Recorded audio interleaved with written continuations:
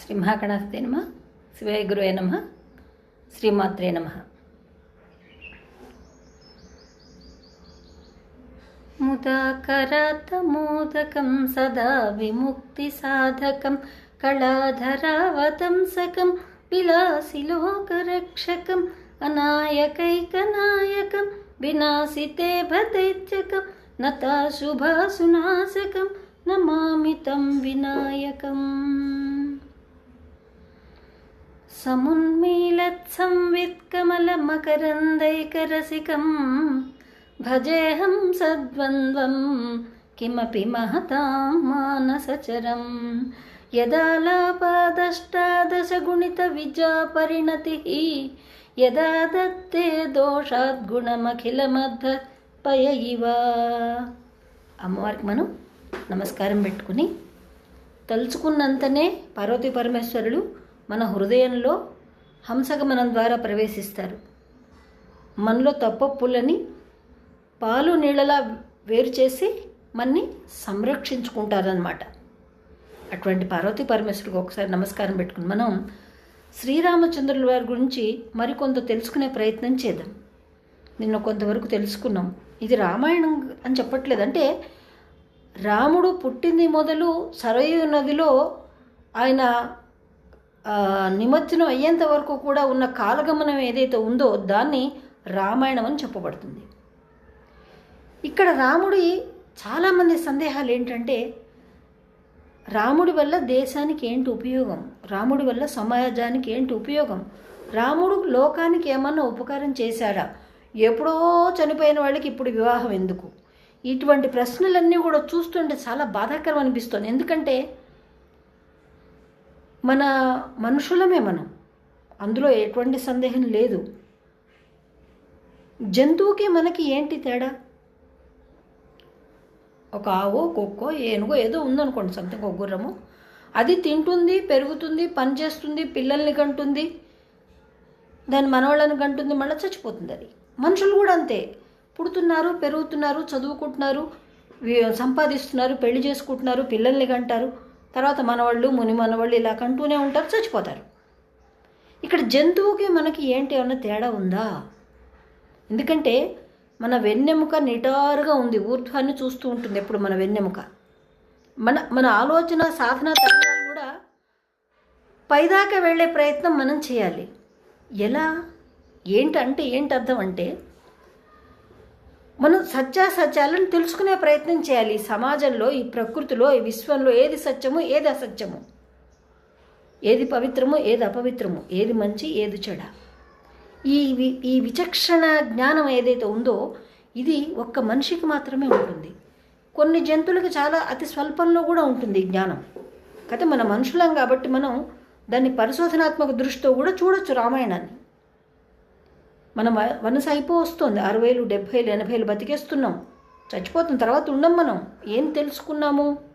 నేను చదివానండి, పలానా ఉద్యోగం చేశాను, ఇంత సంపాదించా, నా పిల్లలందరినీ ప్రయోజకం చేసి అందరికి ఇళ్ళు కట్టించా, వాకిళ్ళు కట్టించా, ఏంటి ఉపయోగం దానివల్ల? రేపు నువ్వు ఉండవు, రేపో లేకపోతే ఎల్లుండో, వచ్చే సంవత్సరం ఎప్పుడో నువ్వైతే ఉండవు భూమి మీద. ఈ భూమి నుంచి నీ దేహం ఇక్కడ పడిపోయి నువ్వు వెళ్ళిపోక ముందు ఏమైనా తెలుసుకునే ప్రయత్నం చేసావా? సీతారాముల వల్ల ఏంటి ఉపయోగం అని అడుగుతున్నారు కదా.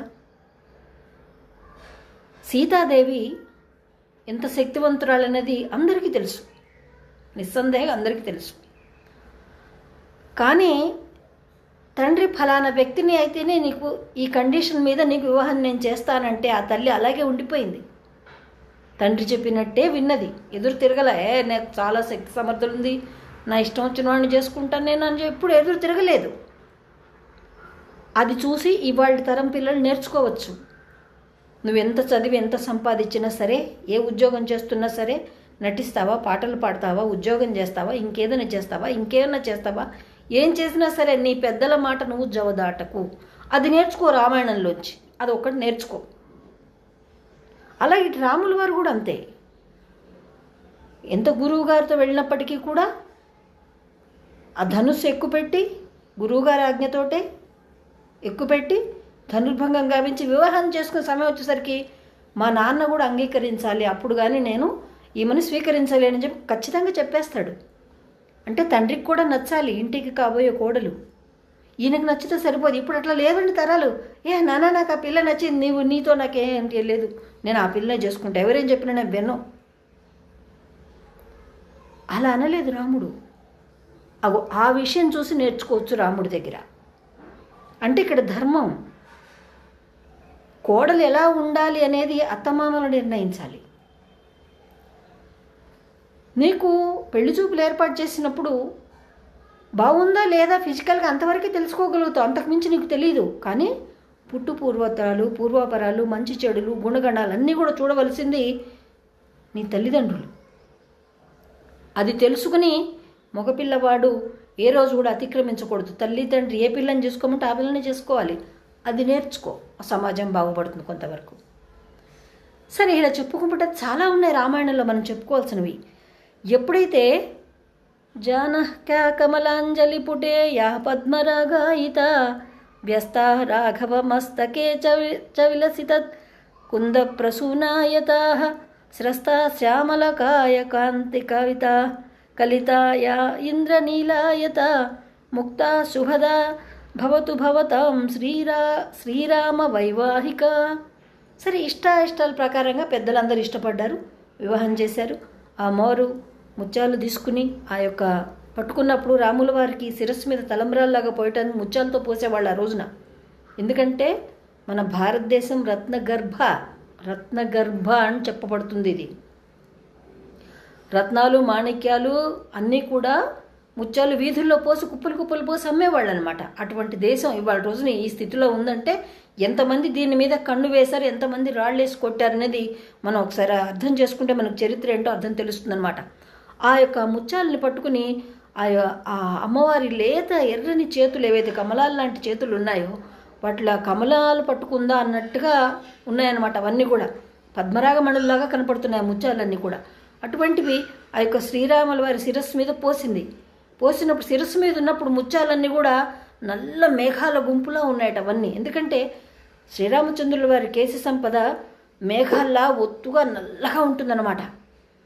అక్కడి నుంచి మన శిరస్సు నుంచి లలాటం నుంచి కింద జారి పడిపోయేటప్పుడు ఎలా ఉన్నాయంటే స్రస్త శ్యామలకాయ కాంతిక విలసిత యా ఇంద్రనీలాయత ఇంద్రనీలమణుల్లాగా ప్రతిఫలిస్తూ అవన్నీ జారిపోతున్నాయి అన్నమాట. అంటే ఒక నల్లని మేఘము ఇంద్రనీలమణుల్ని వర్షించిందా అన్నట్టుగా ఉన్నాయన్నమాట. ముక్త శుభద భవతు భవతాం శ్రీరామ వైవాహిక. ఇట్లా ముత్యాలతోటి రకరకాలుగా అంగరంగ వైభవంగా సీతారాముల వివాహం జరిగింది. సరే, ఇప్పుడు కూడా అందరూ వివాహాలు చేసుకుంటున్నారు. మనం దాని నుంచి కొత్తగా ఏం నేర్చుకునేది ఏమైతే లేదు. మనం ముత్యాలు పోసుకోకపోయినా కనీసం ఒక క్షతము కాని అక్షతలతోటైనా మనం తలంబ్రాలు పోసుకుంటాం, అంతవరకు ఓకే. అయితే ఇక్కడ సరే, ఆ కైకమాత ఇట్లా కోరిక కోరటం, దశరథుడు వరాలు ఇవ్వటం, శ్రీరాముడు వనవాసనం వెళ్ళటం, ఇవన్నీ వెంటనే జరిగిపోతున్నాయి. అంతకు ముందు రోజు దశరథుడు అనౌన్స్ చేశాడు, శ్రీరామచంద్రుడు పట్టాభిషేకం చేస్తున్నాను నేను, ఇక్కడి నుంచి ఆయనే మహారాజు, ఆయన చక్రవర్తి అని అనౌన్స్ చేస్తాడు. ఆ సమయానికి కైక వచ్చి అడ్డుపడటం, 3 వరాలు అడగటంతో మరోజు పొద్దున్నే పాపం ఈయన అడవికి వెళ్లాల్సి వచ్చింది భార్యతో సహా. భార్యను ముందు వద్దంటాడు, సీతామాతను నువ్వు రావుకు నేను ఒక్కడే పెడతాంటే ఆవిడ ఒప్పుకోలా. పెళ్ళాన్ని వదిలేసి నువ్వెలా పెడతావు, నువ్వు ఎక్కడుంటే నేను అక్కడే ఉంటా, అది అడవిలో ఉన్నావా, పాకలో ఉన్నావా, మెడలో ఉన్నావా, సంబంధం లేదు నాకు అని ఒక భార్యాస్థానంలో ఉన్నటువంటి ఒక స్త్రీమూర్తి ఎలా మాట్లాడుతుందో అలాగా మాట్లాడింది. నీ సుఖాల్లోనే కాదు రామచంద్ర, నీ కష్టాల్లో కూడా నేను పాలు పంచుకుంటా. అలాగే భార్యలందరూ ఇప్పుడు తెలుసుకోవాల్సిన విషయం అదే. ఏం నేర్చుకున్నారు సమాజం నుంచి, రామాయణంలో ఏముంది నేర్చుకోవటానికి అనే వాళ్ళకి ఇదే ఉదాహరణ. భర్తను విడనాడకు, భర్త ఏ స్థితిలో ఉంటే నువ్వు కూడా అదే స్థితిలో ఉండు. భర్త కన్నా నువ్వు గొప్ప కాదు, నీకన్నా భర్త గొప్ప కాదు. ఈ విషయం మనం తెలుసుకోవాల్సిన విషయం రామాయణంలోనే ఉంది ఇక్కడ. అటువంటి రాముడు సరే నారబట్టలు వస్త్రాలు కట్టుకున్నాడు. పాపం తలంతా కూడా పెరిగిపోయి, ఇదివరకు అందరూ కూడా జుట్లు ఉండేవి, అందరికి ఆడవాళ్ళకి మగవాళ్ళు కూడా ఆ కాలంలో కేశ సంపద విపరీతంగా ఉండేది. దానికి అన్నిటికీ కూడా కలిపిట చుట్టేశాడు రాముడు, శ్రీరామచంద్రుడు. నగలన్నీ తీసేశారు. అయితే ఈ సీతామాత రాజకన్య కాబట్టి వివాహం అప్పుడు చూడమని ఇక్కడ పెడతారు. వాళ్ళకి అది చాలా ముఖ్యం. చూడమని అంటే ఇక్కడ పాపిడి బిళ్ళ లాంటిది ఇట్లా పెడతారనమాట, ఇక్కడ ఉంటుంది. దాన్ని ఏ స్థితిలో కూడా తీయకూడదు ముత్తైదువులు. కాబట్టి అదొక్కటే ఉంచుకుని పాపం మిగతా అన్ని ఆభరణాలన్నీ తీసేస్తుంది, అక్కడ పెడుతుంది. రాచరిక వ్యవహారాలకు సంబంధించిన నగలన్నీ తీసేస్తుంది. ఆవిడ కూడా నారచీరలు కట్టుకుంటుంది. ఇద్దరూ కలిసి కౌసల్యమాతకి దండం పెట్టారు. ఎందుకనే అడవికి వెళ్ళొస్తామమ్మా, మమ్మల్ని దీవించు అని దండం పెట్టారు. ఆవిడ ఏమందంటే, ఎం పాలసి ధర్మత్వం ధృత్వా నియమేవచ సవై రాఘవ శార్దూల ధర్మాస్త్వామభి రక్షతు. రామచంద్ర, నువ్వు ఏ స్థితిలో ఉన్నా సరే నువ్వు ధర్మాన్ని విడవకు, ధర్మాన్ని నువ్వు గట్టిగా పట్టుకో, అది నిన్ను పట్టుకుంటుంది, నిన్ను రక్షిస్తుందని చెప్తుంది. కానీ ఇవాళ రోజున అటువంటి తల్లులు ఉన్నారా? ఏరా, నువ్వు ఇంత వీర పరాక్రమవంతుడివి, ఆ మాత్రం ఓడించలేవా వాళ్ళని? రాజ్యం నీదే, ఎవరొడ్డొస్తారో చూస్తా నేను, పద, నువ్వు అడవిడి వెళ్ళటానికి వీల్లేదు అనలేదా తల్లి? ధర్మం అంటే తండ్రికి ఇచ్చిన మాట నిలబెట్టాలి, భర్త గౌరవాన్ని కాపాడాలనేటువంటి ధర్మం. ఆ ధర్మాన్ని ఇద్దరూ పట్టుకున్నారు. కౌసల్యమాత పట్టుకుంది, శ్రీరామచంద్రుల వారు కూడా పట్టుకున్నారు. సమాజం ఇది చూసి నేర్చుకోవాలి. తండ్రి మాట జవదాటకపోవటం, భర్త మాట జవదాటకపోవటం. ఇంతకన్నా ఏం సుగుణాలు నేర్చుకుంటారండి? సమాజానికి ఏం కావాలి? ఇంకా సంకేతం మీకు చెప్పండి. సమాజానికి ఏంటి ఉపయోగం, సమాజానికి ఏంటి ఉపయోగం అంటున్నారు కదా. ఇవాళ రోజున అలా ఉంది. ఆస్తి కోసం కొడుకు తండ్రి కొట్టుకుంటున్నారు, తల్లి కూతుళ్ళు కొట్టుకుంటున్నారు, అక్క చెల్లెళ్ళు కొట్టుకుంటున్నారు, అన్నదమ్ములు కొట్టుకుంటున్నారు. అవన్నీ రామాయణంలో లేవు అప్పుడు. కాదు, రాముడిని చూసి మనం ఇప్పుడు నేర్చుకోవచ్చు. ఇవన్నీ ఏం సందేశం ఇస్తున్నారు రామాయణం అని అడుగుతున్నారు కదా ఒక్కొక్కళ్ళు. ఏం జరిగింది, ఏం జరుగుతోందని ఇవన్నీ నేర్చుకోవాల్సిందే. రామాయణంలో ప్రతి బిట్టు బిట్టు బిట్టు కూడా మనం ఇలా ఉండాలని తెలుసుకోవచ్చు. అప్పుడు కౌసల్యమాత అంటుంది, నువ్వు ధర్మాన్ని ఆచరించినప్పుడు నీ రూపం అంతా కూడా ధర్మానికి ప్రతీకగా మిగులుతుంది. రామో విగ్రహవాన్ ధర్మ, ధర్మమే నీ రూపం అవుతుంది అప్పుడు అని చెప్తుందనమాట. రాముడికి అందుకే ఎంత శక్తి ఉన్నా కూడా ఎంత అణుకుగా ఉంటాడు, ఎంత నమ్రతగా ఉంటాడు, పెద్దల దగ్గర ఎంత వినయంగా ఉంటాడో. శ్రీరామచంద్రుడు అడవికి వెళ్ళినప్పుడు ఆయన ఒక ముని యొక్క అడుగుజాడల్లో నడుస్తూ ఉంటాడనమాట. ఆ గురువుగారు ఎలా చెప్తే అలాగే వినేవాడు. ఆ రామచంద్రుడు ఏం చెప్తాడంటే, పడుకుని ఉంటాడు పాపం, ఇంకా లేవడు. అప్పుడు ఏం చెప్తాడంటే గౌతమ మహర్షి వశిష్ఠుడు, రామా, నువ్వు నిద్ర లేవలసింది, ఏం చేస్తావు లేచి అంటే, నువ్వు చక్కబెట్టిన కార్యాలు చాలా ఉన్నాయి. ఎవరైనా సరే నిద్రట్లో అన్నప్పుడు సడన్గా ఎవరూ లేపటానికి వీలు లేదు. ఎందుకంటే నిద్ర అనేది మహామాయ, అదొక యోగం కింద చెప్పబడుతోంది. దాన్ని ఎవరు కూడా డిస్టర్బ్ చేయకూడదనమాట. అటువంటి స్థితిలో ఉన్న రాముణ్ణి ఈయన మేల్కొల్పుతాడు. ఏం మేల్కొల్పు అంటే అది, కౌసల్య సుప్రజా రామ పూర్వ సంధ్యా ప్రవర్తతే ఉత్తిష్ట నరశార్దూలం కర్తవ్యం దైవమాన్నికం. శ్రీరామచంద్ర, నువ్వు లేవవలసింది, ఓ కౌసల్యపుత్ర లేవవలసింది, లేచి నీ అనుష్ఠానాలు అవి తీర్చుకుని గురువులకు కావలసినటువంటి సంభారాలు తేవలసింది. అంటే అడవికి వెళ్ళటం, సమిధలు తేవటం, పుష్పాలు ఫలాలు కోయటం, అవన్నీ కూడా తెచ్చి యాగ సంరక్షణ చేయవలసింది. పులులు, రాక్షసులు, ఎలుగుబంట్లు ఇవి రాకుండా, అడవి పందులు, సునకాలు రాకుండా కాపాడవలసింది.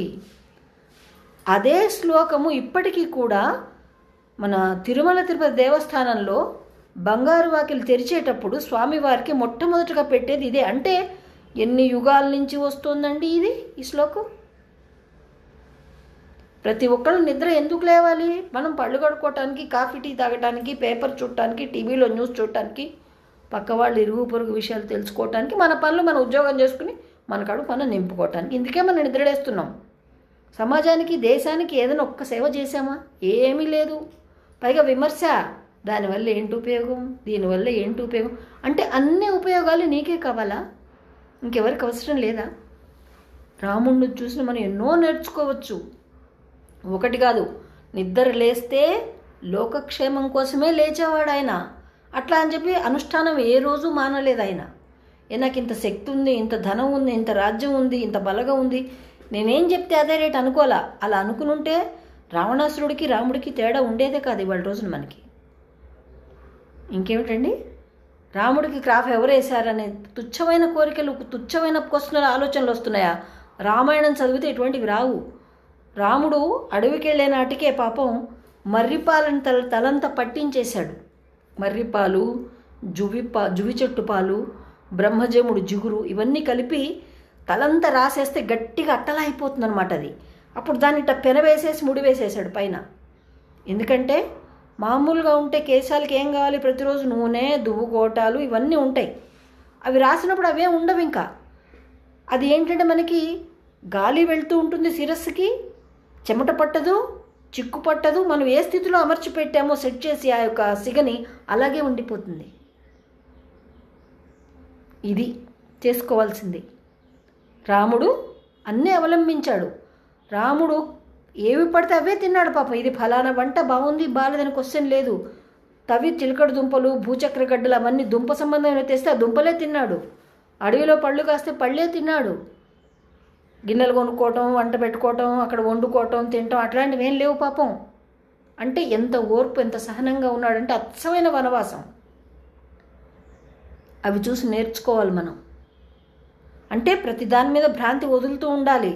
అది నాదే, ఇది నాదే, ఇది మసాలా తక్కువైంది, ఇందులో ఉప్పు ఎక్కువైంది, అందులో కారం ఎక్కువైంది, ఇలా కామెంట్లు చేసుకుంటూనే సగం జీవితం సంకనాయకి ఇచ్చేసుకున్నాం మనం. ఇంకా మనం ఏం తెలుసుకుంటాం? శ్రీరాముడే విష్ణుమూర్తి అని చెప్పి లోకమంతా, విశ్వమంతా కూడా తెలుసు. ఎందుకని? రావరావణ యుద్ధం జరిగేటప్పుడు దేవతలు ఆకాశంలో దుందువి మోగించి పూల వర్షం కురిపిస్తారు. ఆ యుద్ధం ఎలా ఉంటుందో చూడాలని ఉత్సుకతతోటి. కాబట్టి మనం ఇది కూడా మనం అంగీకరించి తీరాలి. మరి సీతాదేవిని అపహరించుకు వెళ్ళిపోయాడు. శక్తి లేదా? ఎందుకు వెళ్ళాడంటే రావణాసురుడికి వరం ఉంది.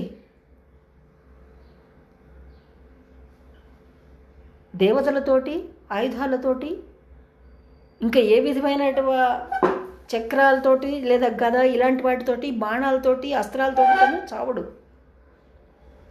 కిన్నెలు, కింపిషులు, దేవతలు, గంధర్వులు, విష్ణువు ఎవరైనా సరే వాళ్ళ ముందు నేను ఓడిపోకూడదు.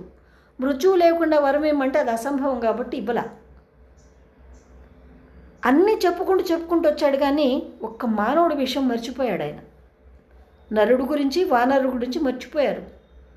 మానవుల బలం ఎంత, వాళ్ళ శక్తి ఎంత. అట్లాగే నరం అంటే కోతి అనమాట, కోతులు. వానరులు అంటే కోతులు.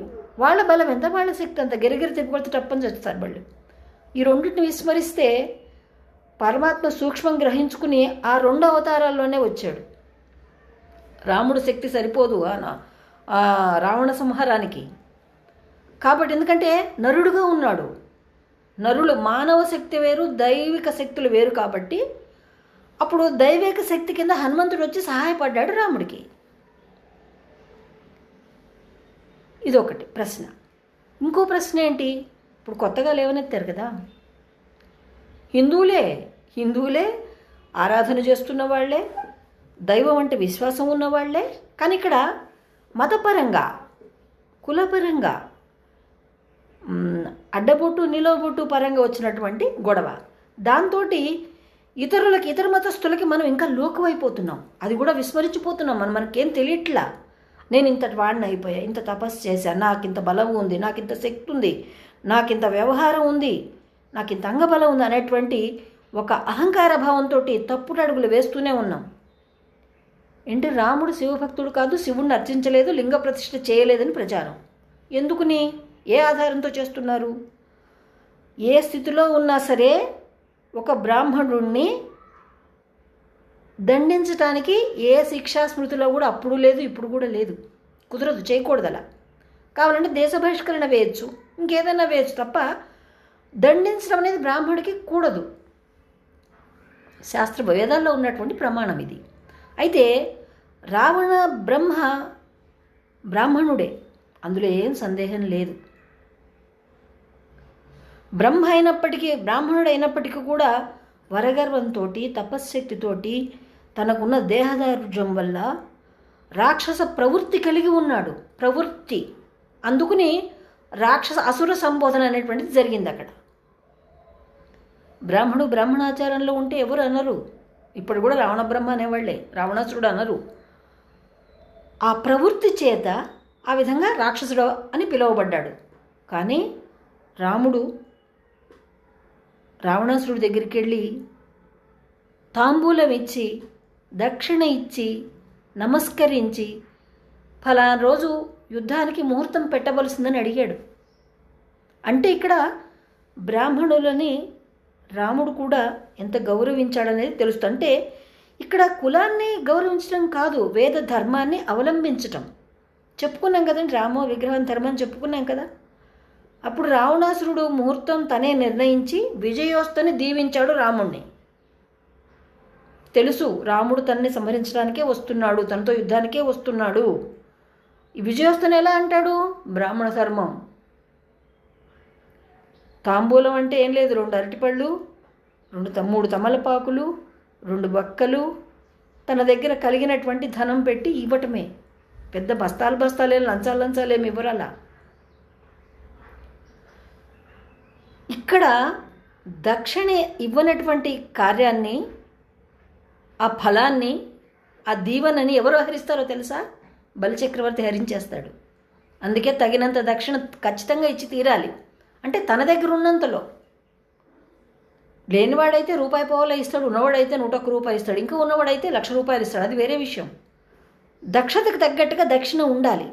ఆ ఇచ్చిన దక్షిణను కూడా రావణాసురుడు స్వీకరించే దీవించాడు. విజయోస్తు అన్నాడు. బ్రాహ్మణ మాట ఉట్టిగా పోదు కాబట్టి రాముడికి విజయం అనేది ఏర్పడింది. ఇక్కడ రామాయణంలో ఏ కోణం చూసినా కూడా ధర్మం మీదే నడక సాగుతుంది అయింది. ఎంత కష్టం వచ్చినా, ఎంత నష్టం వచ్చినా, ఎంత బాధ కలిగినా, ఎంత ఖేదం కలిగినా, ఏది ఏమైనా సరే ధర్మాన్ని మాత్రం వదలకుండా పట్టుకున్నవాడు శ్రీరామచంద్రుడు. ఇంకా ఏం నేర్చుకోవాలండి మీరు ఇక్కడ రాముడి దగ్గర నుంచి చెప్పండి. ఇవాళ రోజు చాలామందికి సందేహాలు ఉన్నాయి కదా, రాముడు ఏం చేశాడు, సమాజానికి ఏంటి, లోకానికి ఏంటి ఉపయోగం, ఏం నేర్చుకోవాలి రామాయణంలో అని. ఇవన్నీ కూడా అవే. విజయోత్సవం దీవంగానే దీవించాడు. మరి ఇక్కడ బ్రాహ్మణ్ణి ఎప్పుడు కూడా దండించడానికి వీల్లేదు. కానీ ఇక్కడ అసురు ప్రవృత్తితో ఉన్నాడు రావణాసురుడు. సరే, హోరాహోరి యుద్ధం జరిగింది, రావణాసురుడు మరణించడం కూడా జరిగింది. సరే, సీతాదేవిని పుష్పక విమానం తీసుకుని వెళ్తూ ఉంటే, శ్రీలంక నుంచి యువతలకు వస్తూ ఉంటే పెద్ద మహాభూతం ఒకటి ఆయన రాముల వారి వెంట పడింది. కదలనివట్ల రాముణ్ణి, మెదలనివట్ల, ఏంటో అర్థం కాదు. అప్పుడు అడుగుతాడు, ఏంటిది, మీరెవరో నాకు తెలియట్లేదు, ఏం చేయాలో తెలుసుందంటే అప్పుడు చెప్తుంది ఆ మహాభూతం, నేను బ్రహ్మహత్య పాతకాన్ని రామచంద్ర, నువ్వు ఒక బ్రాహ్మణుడిని వధించావు. నువ్వు ఎటువంటి వాడైనా సరే బ్రాహ్మణ వధ చేయటానికి వీల్లేదు, బ్రాహ్మణ్ణి గోవుని వధించడానికి వీల్లేదు, స్త్రీలని. నువ్విక్కడ రావణ సంహారం చేశావు. అసుర ప్రవృత్తిలో ఉన్నప్పటికీ కూడా రావణాసురుడు బ్రాహ్మడే, ధర్మమే కాబట్టి నేను నీ వెంట వస్తున్నాను, నేను బ్రహ్మహత్య పాతకాన్ని, నేను నిన్ను వదిలిపెట్టను, నీ నీడలోనే ఉంటానేనని చెప్తుంది. బ్రహ్మహత్య పాతకం ఉంటే మాత్రం రాజుగా కూర్చోటానికి సింహాసనం మీద అనర్హుడు. వాళ్ళకి వేదప్రోక్తంగా, వాళ్ళని శాస్త్రబద్ధంగా అవబుధ స్నానాలు అవి ఉండవు, సింహాసనంలో కూర్చోవటానికి వీల్లేదు, దీవెనళిక అనర్హుడు. మరి 14 ఏళ్ళు పూర్తయిపోయిన తర్వాత మళ్ళీ అక్కడ రాచరికం వ్యవహారాలు చూడాలి, ఎలా కుదురుతుంది? అప్పుడు నన్ను ఏం చేయమంటారు చెప్పండి అని నమస్కారం పెట్టాడు. ఆ బ్రహ్మహత్యకి స్వరూపాన్ని నమస్కారం పెట్టాడు. ఏం చేయను నేను? అప్పుడు నారదుడు వచ్చి చెప్తాడు, శ్రీరామ, నువ్వు ఈ లంకాపట్టణంలో 4 వైపులా కూడా, లంకా నగరానికి 4 వైపులా కూడా శివలింగ ప్రతిష్టలు చెయ్యి, ఇక్కడ ఆరాధన చెయ్యి, శివుణ్ణి అర్చించు, ఈ బ్రహ్మహత్య పాపం ఇక్కడితో ఇది ఆగుతుంది అని చెప్తాడు.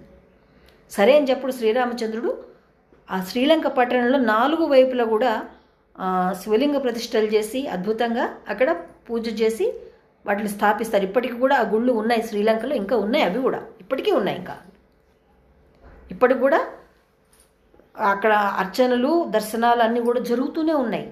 వెళ్ళి చూస్తే, పరిశోధన చేస్తే కానీ మనకు తెలియదు. ఇక్కడి నుంచి ఎన్నైనా మాట్లాడతాం, ఏముంది? అక్కడి నుంచి వచ్చేసిన తర్వాత మరి రామేశ్వరం సంగతి ఏంటి? రామేశ్వరంలో శివలింగ ప్రతిష్ఠ ఎప్పుడు చేశాడండి అసలు అని చాలా ఇదిగా మాట్లాడుతున్నారు కదా పెద్దలే, లోక జ్ఞానం తెలుసున్న వాళ్ళే ఇలా మాట్లాడితే మిగతా వాళ్ళ జనాలు అంతా ఎంత పాడైపోతారు చెప్పండి. రామేశ్వరం అనేది జ్యోతిర్లింగం. రాముడు అక్కడ 2 సార్లు ప్రతిష్ఠ చేశాడు, లింగ ప్రతిష్ఠ 2 సార్లు జరిగింది అక్కడ. యుద్ధానికి వెళ్ళబోయే ముందు, అంటే సముద్రం దాటక ముందు అక్కడ వచ్చి పెద్దలు చెప్తారనమాట, రావణాసురుడు నీకన్నా 1000 రెట్ల బలవంతుడు, నీకున్న ఈ ఆయుధాలు ఇవేవి కూడా సరిపోవు, నీ శక్తి సమర్థతలు సరిపోవు, కాబట్టి నువ్వు తపస్సు చేయవలసింది అంటే సరే అని చెప్పప్పుడు శివుడి గురించి తపస్సు చేస్తే శివుడు ప్రత్యక్షమైతే అక్కడ శివుడు రాముడికి పాశుపతాస్త్రాన్ని ప్రసాదిస్తాడు. ఇది యుద్ధానికి వెళ్ళబోయే ముందు. ఆ తర్వాత బ్రహ్మహత్య దోషం వెంటాడుతోంది కాబట్టి భార్యను కూడా తీసుకుని వస్తూ మళ్ళీ అక్కడ శివలింగ ప్రతిష్ఠ చేస్తాడు. అదే హనుమంతుల వారు వెళ్ళటం, సంజీవి పర్వతంతో పాటు అక్కడ శివలింగాన్ని తీసుకురావడానికి వస్తాడు. కాలాతీతం అయిపోతే సీతాదేవి సైకతలింగం చేసి ఆ ముహూర్తం దాటకూడదని చెప్పి ఆ ముహూర్తం సమయంలోనే అక్కడ మనకి ప్రతిష్ఠ చేయడం జరుగుతుంది. ఇప్పటికీ కూడా రామేశ్వరం గర్భాలయంలో సైకతలింగం ఉంటుంది. అక్కడ అభిషేకాలు అవి చేయరు, ఉట్టిగా ఒక పుష్పము లేదా ఒక పత్రం పెడతారు, లేదంటే ఈ గంధపు నూనె లేదా మల్లె నూనె ఇలాంటివి, అంటే ఆ ఇసుక చెక్కు చెదరకుండా ఉండాలని చెప్పి అంతవరకే చేస్తారు. మీరే అభిషేకం పూజలు ఏమైనా చేసుకోవాలంటే బయట వేరే లింగాలని వాటికి చేయాల్సిందే. ఇది కదా, ఇది సత్యం కదా, ఇది అబద్ధమా? ఎన్ని యుగాల నుంచి ఉంది, ఇవాళ నిన్న వచ్చింది కాదు, ఆ తర్వాత వచ్చి 1000 ఏళ్ల క్రితం వచ్చిందండి అని చెప్తున్నారు మహానుభావులు. వాళ్ళకు నమస్కారం, వాళ్ళ తెలివితేటలు కూడా నమస్కారం. ఎందుకంటే మన సత్యాన్ని అంగీకరించే శక్తి మనలో ఉండాలి. గట్స్ అంటే అవే గట్స్, సత్యాన్ని అంగీకరించాలి. అది చెడ మంచ, మనం ఎన్నుకున్న మార్గం తప్ప రైటా, ఏదైనా సరే అది సత్యాన్ని మనం అంగీకరించగలగాలి. ఆ శక్తి నశించిపోయిందా? శ్రీరాముడు అచ్చంగా మహాశివ భక్తుడు, అందులో ఎటువంటి ఇది లేదు. ఎందుకంటే శివుడికి విష్ణువుకి భేదమే లేదు అసలు. నువ్వు భేద దృష్టి చూస్తే తప్ప, లేకపోతే భేదం లేదు. అంటే మనకెప్పుడు భేదం, ఎంత చూపు, ఎంత జ్ఞానం, భేదం ముక్కలు అయిపోతుంది తెలుసా? అఖండంగా ఉన్నటువంటి పరమాత్మ శక్తిని మనకు అర్థం కాలేదు అని అర్థం భేదం చూస్తూ ఉంటే. ఆ తర్వాత శ్రీరామచంద్రుడు రావటము, బ్రహ్మహత్య పాపం నుంచి విముక్తి అవ్వటము, సరే పట్టాభిషేకం జరుగుతుంది. అయినా కూడా మనసు ఆయన ఖేదం తప్పదు. శ్రీరామచంద్రుడికి మనసులో ఖేదం, అయ్యో నేను బ్రాహ్మణ్ణి చంపాను, ఇంతమందిని చంపేశాను నేను, అయ్యో అని బాధపడుతుంటే అప్పుడు మళ్ళీ వాళ్ళ గురువు చెప్తారు, సరే వెళ్ళు హరిద్వార్లో వెళ్ళి తపస్సు చేసుకున్నాళ్ళు అని చెప్తాడు. హరిద్వార్ వెళ్తుండగా మనకి రామ్ జూలా, లక్ష్మణ్ జూలా, శత్రుఘ్నుడు తపస్సు చేసిన ప్లేసు, అక్కడ అందరూ తపస్సు చేసిన ప్లేసులు ఉన్నాయి హరిద్వార్లో ఇప్పటికీ కూడా. ఎందుకు? మనశ్శాంతి కోసం అని చెప్పి. అక్కడ కూడా శ్రీరామచంద్రుడు శివలింగ ప్రతిష్టలు చాలా చేశాడు. శ్రీశైలంలో కూడా సీతా సమేతంగా శ్రీరామచంద్రుడు లింగ ప్రతిష్ఠ చేశాడు అక్కడ. అరే రాముడు లింగ ప్రతిష్ఠ చేస్తే మనకేంటి నొప్పి? అందుకే కదా ఇవాళ సమాజంతో ఎదురు అడుగుతోంది, ఏంటి ఉపయోగం దేవతల వల్ల, దేవుడి వల్ల ఏంటి ఉపయోగం, సమాజానికి ఏంటి ఉపయోగం? వాళ్ళు ఏ విధంగా నడిచారు ఆదర్శ మార్గంలో అలా ఉండమని నేర్చుకోవటమే ఉపయోగం మనకి. రావణాసురుని ఎందుకు చంపాల్సి వచ్చిందండి? ఆయనకున్న బలంతో ఎంతమంది స్త్రీలను ఆగం చేశాడు, ఎంతమంది స్త్రీలను తీసుకెళ్ళి బంధించి పెట్టాడు. ఒప్పుకుంటే పెళ్లి చేసుకున్నాడు, ఒప్పుకోకపోతే అలా నరకంలో అలాగా ఒక రూమ్లో పడేసి తిండి తప్పలు లేకుండా నానా అవస్థలు పెట్టేవాడు. వాళ్ళ కొన్ని లక్షల మందిని, 1 కాదు 2 కాదు, విపరీతమైన కామంతో రగిలిపోయినటువంటి రగిలి అసురుడైపోయాడు అనమాట. కామానికి పెట్టింది పేరు రావణాసురుడు. వాడిని వధిస్తే తప్ప? రావణాసురుడు కూడా జేజేలు కొట్టేవాళ్ళు చాలామంది ఉన్నారు, పండితుడే, బ్రాహ్మడే, గొప్పవాడే. కానీ ఈ చెడు గుణం వల్ల మొత్తం విరిగిపోయాడు అనమాట, క్యారెక్టర్ అంతా విరిగిపోయింది. సీతాదేవిని తీసుకొచ్చి రామచంద్రుల వారికి అప్పచెప్పేసి నేను చేసింది తప్పే, క్షమించండి రామచంద్ర అని ఉంటే అసలు రామాయణమే లేదు. అప్పుడు ఎంత బాగుండేది కదండి. కానీ వాడు అలా చెయ్యడు, ఎందుకంటే వాడి కర్మఫలం వేరే ఉంది, వాడి పూర్వజన్మ సుకృతం వేరే ఉంది. ఎంత ఆగడాలు చేస్తే, ఎంత అకృత్యాలు చేస్తే తొందరగా భగవంతుడు వస్తాడు, నన్ను సంహరిస్తాడు, అప్పుడు నేను వైకుంఠానికి వెళ్ళొచ్చు అనేటువంటి అంతర్గత ప్రతీక అది. రామాయణం అంటే ఒక పాత్ర కాదు, అది ఈ పనుల వల్ల ఇలా నష్టం జరుగుతున్నటువంటి తెలియజేసేటువంటి ఒక హెచ్చరిక లాంటిదన్నమాట. ఇది జరిగిందే, కథ కాదు, జరిగినదే. యుగాల నుంచి కూడా దాన్ని ఫాలో అవుతూనే ఉన్నాం ఇప్పటిదాకా కూడా.